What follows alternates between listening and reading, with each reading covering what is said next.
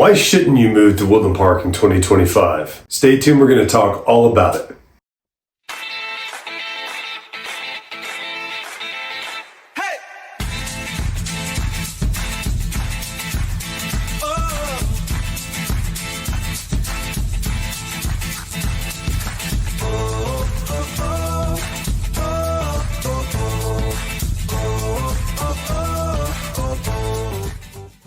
Hey guys, I'm James Dean, team leader of the James Dean Mountain Homes team. Thank you so much for watching these videos. Just really quick before we get into the meat of this video, I just wanted to make sure if you haven't done so already, hit that subscription button down below, hit that notification bell. That keeps you updated on all the new videos that we have coming out weekly.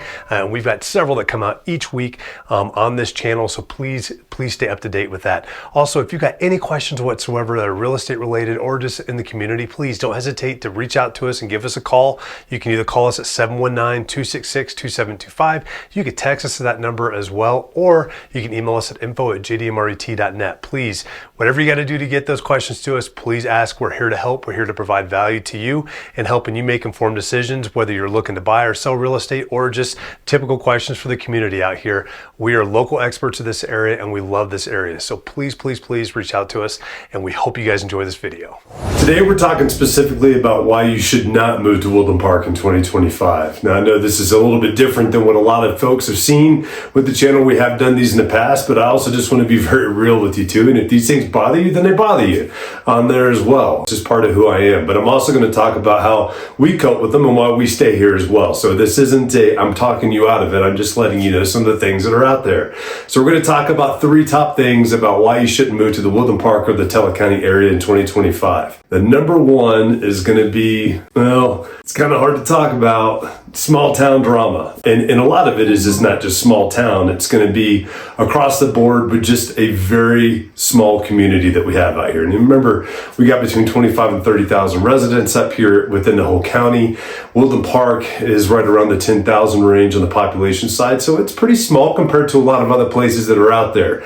With that comes some drama, just like you'd get drama in anywhere. And it's all in different fashions and different forms. We get folks all the time asking about stuff they're seeing on Facebook pages and whether or not those are the vibe of the town or anything else that goes on. And my answer is always, no, it's not.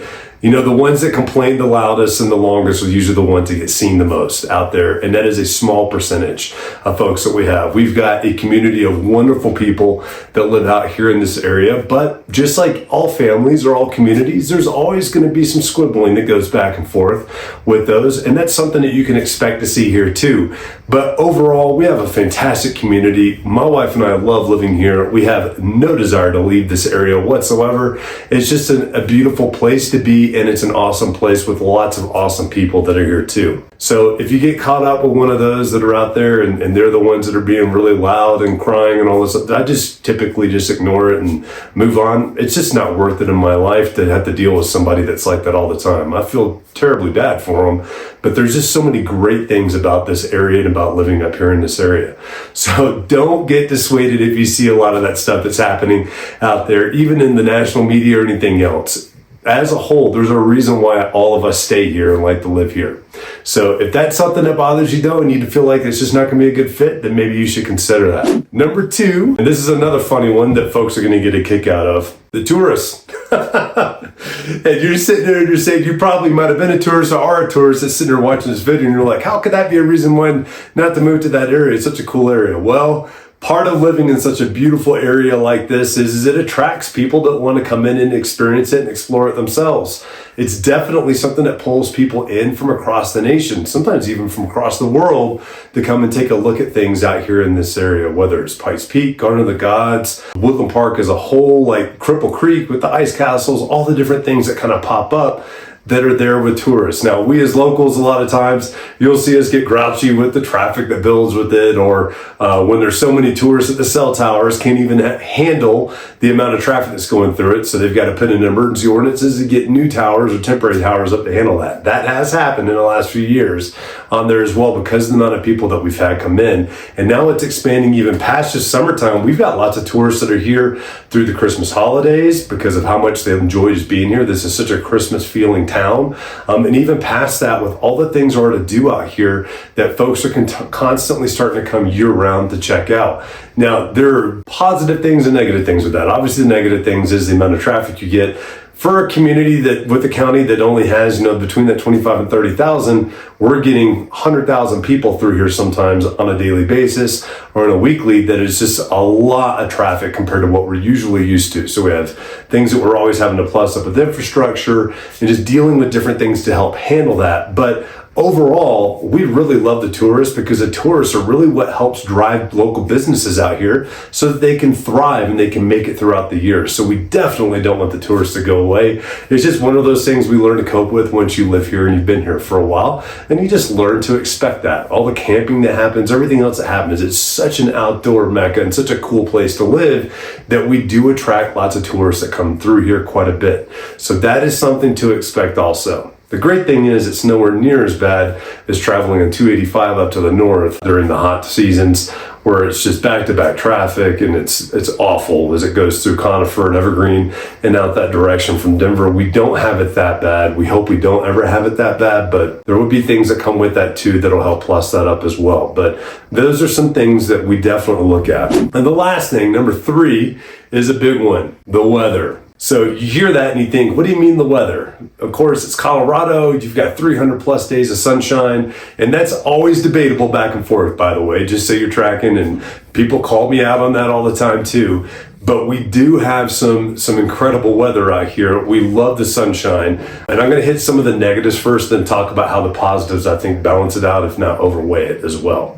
So some of the negatives. We do have a very long winter compared to other places. When people are out there and they're posting pictures on Facebook and they've got their beautiful flowers, they've got all the different greenery that's starting to grow, that's a cool thing for folks to be able to see, because then they're able to actually see other areas of the country are starting their springtime. For us, it starts a lot later.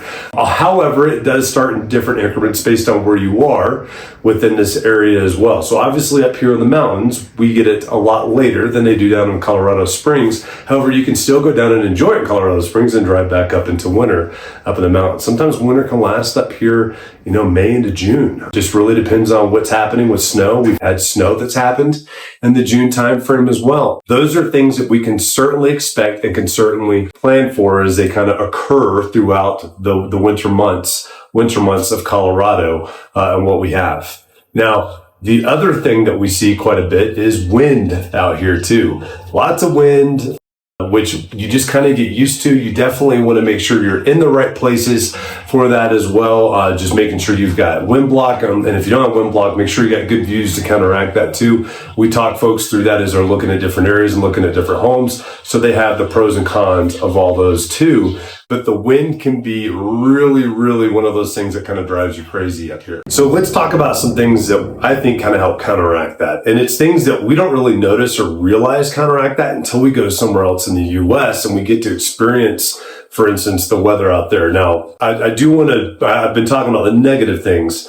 Weather-wise, the summers up here are gorgeous. I mean, they are absolutely tremendous with what we get summer-wise up here. It's usually the winter months that, can be a little bit longer extended, that can kind of weigh on some folks sometimes. But here's the thing. Everywhere else we lived in the United States, typically in the wintertime, it is so gloomy and gray all the time. Now, we'll go back to that 300 plus days of sunshine. It doesn't mean 300 days of bluebird, blue skies and a cloud in it or anything. It just means 300 plus days of at least having some sort of sunshine. When we have a front come in and it is overcast for just one day, we feel it in our moods. We feel it in our emotions. We're just like, man, where is our beautiful sun? Why is our sun gone right now? And we look forward to that coming back out. It's amazing how quick that typically is here. Usually the longest stint that we've seen is maybe 3 days of a massive front that's come through that's just kind of kept it to where it's kind of gray that amount of time. That's extremely depressing for us that live up here in the mountains in Colorado,